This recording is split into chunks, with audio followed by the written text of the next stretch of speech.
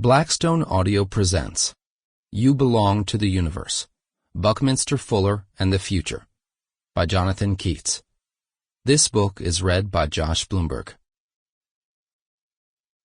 For Sylvia, Sempre, Sempre. Guinea Pig Bee, the Buckminster Fuller Myth. 1. Epiphany. Late one evening, in the winter of 1927, Buckminster Fuller set out to kill himself in frigid Lake Michigan. At 32 years old, he was a failure. He had neither job prospects nor savings, and his wife had just given birth to a daughter. A life insurance policy, bought while he was in the Navy, was all that he had to support his family. So Fuller walked down to a deserted stretch of shoreline on the north side of Chicago. He looked out over the churning water and calculated how long he'd need to swim before succumbing to hypothermia. But as he prepared to jump, he felt a strange resistance, as if he were being lifted, and he heard a stern voice inside his head. "You do not have the right to eliminate yourself. You do not belong to you. You belong to the universe."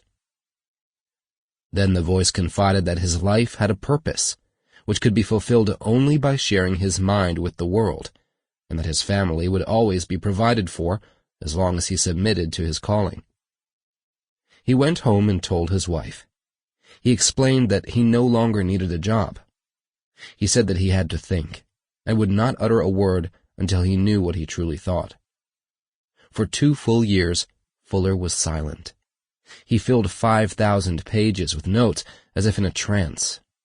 His jottings and sketches revealed the secret to making the whole human race successful for all eternity. He spent the rest of his life openly sharing the secret with everybody.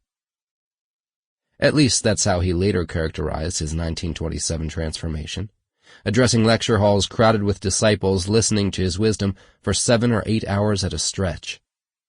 Sometimes he changed details, such as whether his daughter was born before or after his lakeside epiphany, or the number of years he was silent, or how many pages he'd written. In interviews, he might embellish his tale, claiming that he'd slept just 2 hours each night, or had become a vegetarian, or had moved his family into a slum where the neighbor was an Al Capone henchman. Such details could easily be adjusted because even the essentials of his tale were essentially invented. Scrutinizing the copious records he kept of his life, a 45-ton archive that he dubbed the Dymaxion chronophile, scholars have found no evidence of a suicide attempt, or even a change in diet. Sample complete. Ready to continue?